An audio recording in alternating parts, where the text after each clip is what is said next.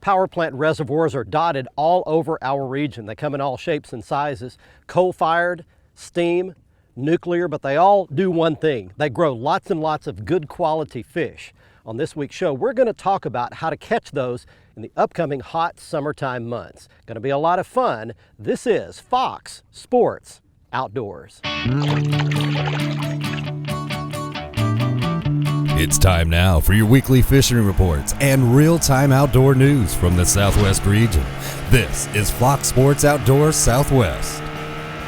One of the best days of bass fishing that I can ever recall happened many years ago at a power plant lake in the middle of the summertime. Very odd set of circumstances. It was back when I had the Outdoor Trails television show. It was back in a day when I had hair and lots of it and it was dark colored. We're going to roll in some video and show you some of these quality bass that I caught on this hot summertime day. Now, the oddity about all of this was that the air temperature was over 100 degrees and the water surface temperature was 98 degrees that day. Just serves to demonstrate that there can be some really good fishing on power plant lakes even in the hot summertime months. And it's to that end that I have brought you to Sooner Lake in northern Oklahoma. It's almost to the Kansas border, and as you can see just over my left shoulder, it is a power plant lake. The waters here are artificially warmed by that power plant, even warmer, even hotter than the rest of the normal cold water lakes that surround it. Now, there are some special tactics and techniques that you can use to locate and catch fish on these power plant lakes, even in these hot upcoming summertime months, and we'll demonstrate some of those for you on this week's show. And we're taking you around your local region for your fishing reports from our expert team of insider reporters. Hey, this could be a lot of fun. Glad you're along with us. Right now, we get it all started with your weekend planning. According to the Salooner Tables, July 4th will offer the best game fish action of the weekend. Overall, the top daylight activity looks like it will take place on Saturday afternoon, beginning around 1:30. Expect sunrise to be at 6:24 in the morning, with sunset happening at 8:39 p.m. And we've just had a full moon on Wednesday, so evenings should be fairly bright.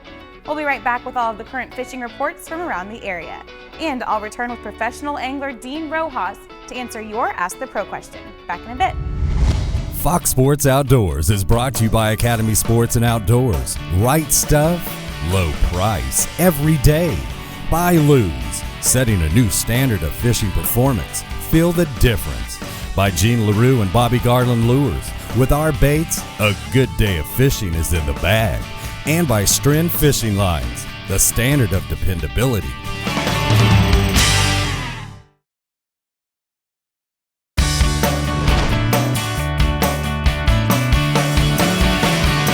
There's one.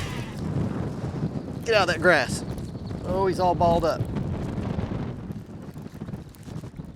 All balled up in the grass. I got fish, grass, and all kinds of stuff. Hey, welcome back, everybody. We're on Sooner Lake today. And wow, look how skinny. It's kind of how the fish get in the summertime. They don't eat very much. And they get a little oxygen deprived, especially in these power plant lakes, and they can be real skinny like this. Well, let's talk about some of your primary types of cover to fish at a power plant lake. It's that. Because the water stays warm year-round, the vegetation can just grow like crazy in a power plant lake. So you get everything. You get duckweed, pondweed, reeds along the shoreline, lily pads, hydrilla. The shade drops the temperature in the grass. So anytime you find vegetation of any kind, you always want to fish it in a power plant lake. And one other thing, the fish will stay shallower in a power plant lake sometimes than they will year-round, because a lot of times that vegetation grows up shallow and they're attracted to it just like a magnet. So pretty much that's your principle number one for power plant lake fishing. Even in the hottest part of the summertime, find the vegetation, especially the greenest, most actively growing, vibrant vegetation you can find. That puts off a lot of oxygen in the water as well, and the fish will just go straight to that. A lot of times you can really get well in a hurry fishing around that. That's your principle number one. Got a fish working here. I'm going to clean all this crud off my line. While I'm doing that, you get fishing reports from your backyard. Hey, I made my first trip ever to Lake Spavinaw this week. It's right near Uchee and Grand Lake, northeastern Oklahoma, and again, it's one of those lakes that, although it has come up with the rain, it hasn't been grossly affected like a lot of our big reservoirs have. We have tons of lakes like this across the state. I'm exploring more of them. You need to be doing the same thing right now. Now, Spavinaw is a lot like Uchee in the fact that it's clear, has a lot of wheelgrass around the edges. Just as I got to the lake, a small tournament was weighing in the early afternoon. 655 was big bass, about 14 pounds won it, and here you see a really nice 4-pounder that was weighed in while I was there. Talked to the winning team, so they caught most of the fish on shaky head, and also I had a really good frog bite first thing that morning over some coontail moss there at the mouth of some of the creeks. Now, there's tons of fish attractors in this lake. They put a lot of cedar trees, they've marked them. Great fishing, great bass and crappie fishing here. As I would pass a fish attractor, I would stop and fish it. Now, I was getting a lot of bites on a baby shad and a slab doctor, not hooking a single fish. I'd been seeing lots of little tiny fry around the grass edges, so I went ahead and put on one of the little Bobby Garland itty-bit swimmers, 1.25 inches long, looked just like that fry, started catching crappie immediately. And I went back to some of the fish attractors I'd fished, same thing there, they were hitting the little tiny jig. Had a lot of fun doing that. Eclipse was the best color. I was double rigging, so I had the bigger head up above and the little bait down below it on that. They were always hitting the little tiny bait at the bottom of my line. Really cool lake here. It does require a lake permit, both for fishing and your boat ramp usage. Doesn't cost much. You need to check out Lake Spavinaw, but one thing about it, you can't catch them if you don't go. Hey, before we head to a quick commercial break, I wanted to show you some scout video from my day yesterday here on Sooner Lake. I sometimes get to show up a day early before the cameraman arrives, and I get to just put my little suction cup camera on the dash, do a little fishing by myself, and we were able to locate some bass ripping a lipless rattling crankbait through the outside edges of this vegetation. We were able to catch a couple of nice bass doing that. And then the biggest bass of the day actually came when we slowed way down and rigged up a Texas rigged Jean LaRue rattling crawler, hopping that through these grass beds, fought it, got it up in the boat, showed it to the camera, and it weighed something around 4 pounds. Stay tuned, we're coming back to Oklahoma right after this.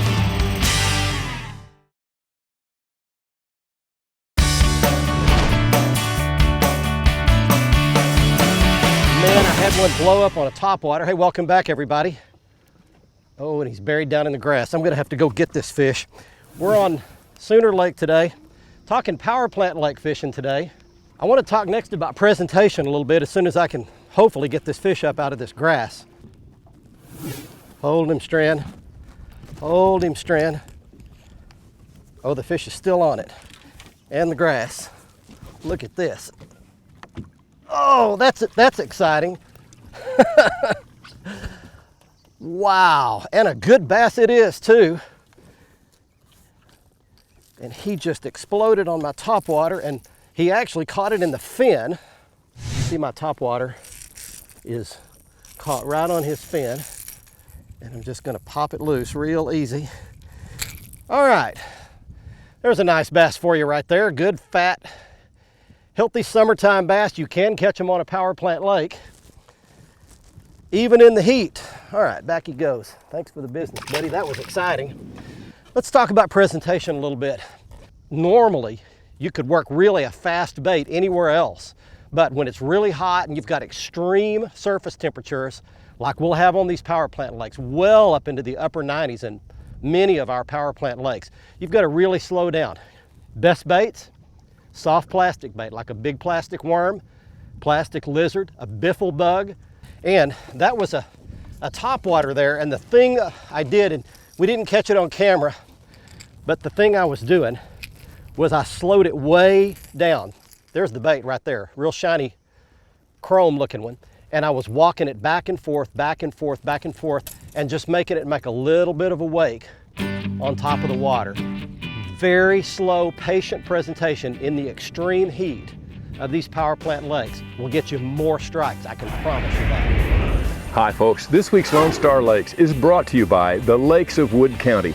Best known for world-famous Lake Fort, Wood County contains 87 other named fishable lakes within its boundaries, and there's family fun beyond the lure of big fish. Now this week we're at Richland Chambers, and it is in great shape. It has not suffered from some of the drastic flooding that you've seen on our other North Texas lakes and around the state. Yes, the water's a little high, but that just means there is inundated brush and grasses along the shoreline. This is where bass fishermen will want to start the morning with either topwaters or Senkos or spinnerbaits. Run that brush in the early hours, and when that bite slows down a little bit, go out to the main lake points on Richland Chambers and fish your Carolina rigs and drop shot rigs. Now, sand bass fishermen will use the main lake humps as their quarry, and you'll want to drop either slabs down deep or keep an eye for that boiling water schooling phenomenon, which is just beginning to start. Then you'll want to throw your tiny torpedoes in either a clear or chrome type color for best results. And finally, Richland Chambers does have hybrids, but they can be small. Make sure either your sand bass is over the legal limit or you've got a hybrid over the legal limit. Don't confuse the two. The game wardens will point out the difference to you. That's this week's Lone Star Lakes, brought to you by the Lakes of Wood County. Now let's check in with Mr. Bill Olson. You'll find him on the coast.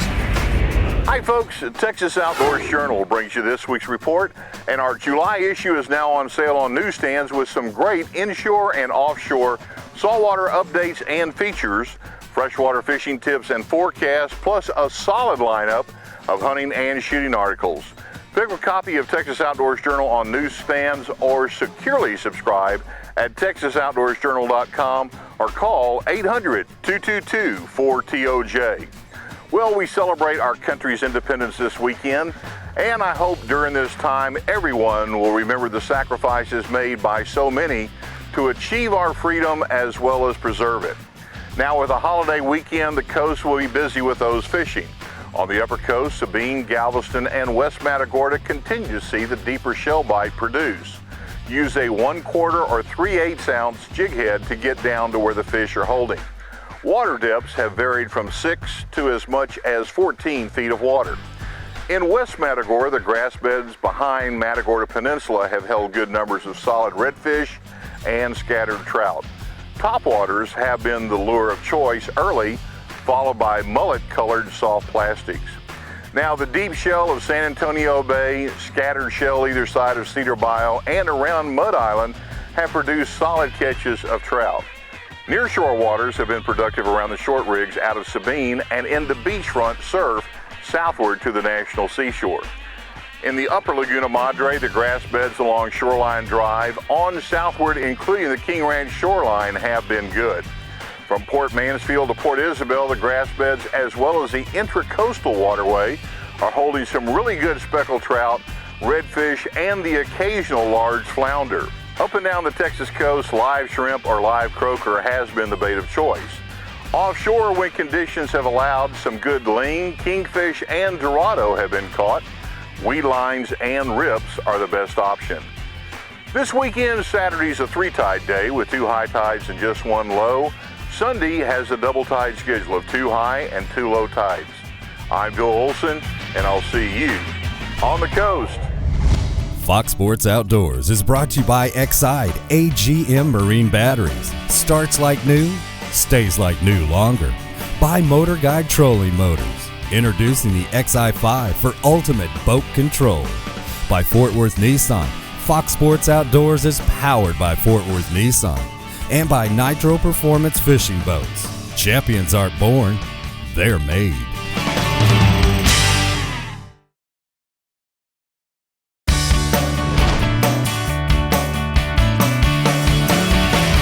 Hey everybody, watch this. Something's picked up my line and it's swimming back to the left with it right here almost under the boat. Got him. Let's see what it is. It's not acting like a bass. Oh, it's a sawguy and a good one. Look at this. Wow. Well, there's a bonus fish for Sooner Lake. They stocked a bunch of these in here. And I'll show you what one looks like here. This is a cross between a walleye and a sauger. And they're a gorgeous fish. Look at the beautiful coloration down them, kind of a army green, black, gold, and look at the chompers, look at the teeth on that bad boy right there. All right, well, we're on Sooner Lake today talking about power plant fishing. I'm not keeping fish today, so away he goes. I want to show you something here. I came out yesterday to do a little scouting, and I'm not surprised about those saw guys because I caught several of them. Actually, I'll show you a couple of more of them here on my little suction cup camera that I had on my windshield. I was by myself out here, but there's a good population of these in here. Let's talk about some more principles of power plant lake fishing. Here's the deal. On every power plant lake, you've got a discharge side, which is the hot water side, and you've got an intake side, which is the cold water side. In the winter months, you want to be fishing the discharge or the hot water side. In the summer months, like we're in right now and what we'll be in for the next couple of months, you want to be fishing the cold water side or the intake side. You want to get as far away from where they're dumping that warm water in the lake as possible. I'm in the cold water side right now. I'm actually down not too far. The dam's right behind me.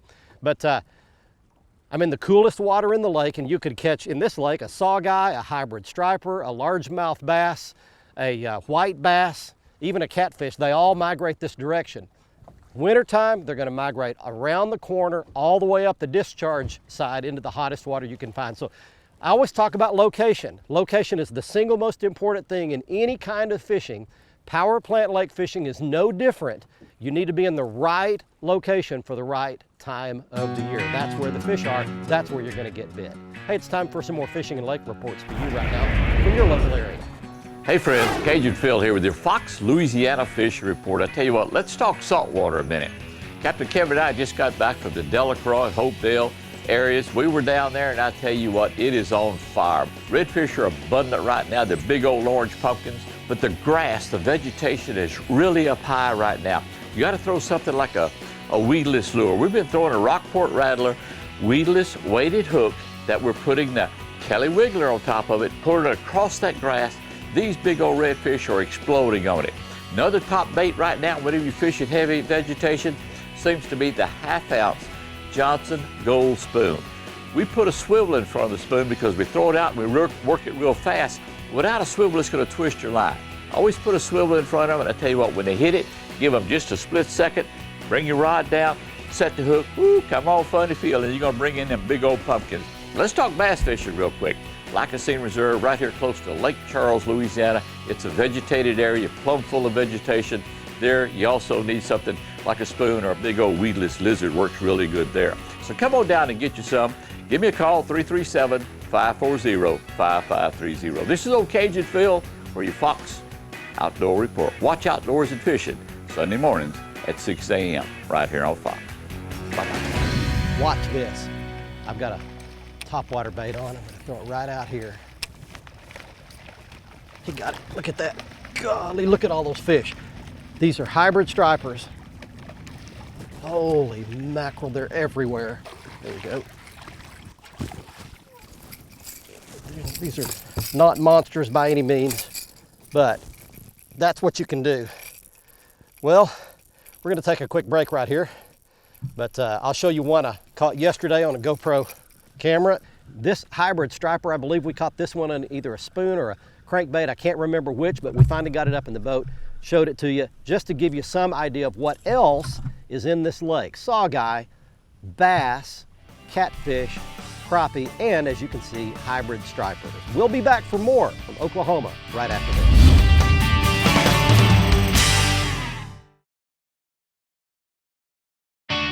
Fox Sports Outdoors is brought to you by Tracker Boats. It's more than just a boat, it's a tracker. By Costa Sunglasses, see what's out there. By Mercury Marine, official outboard of Fox Sports Outdoors. And by Lowrance Electronics. Find, navigate, dominate.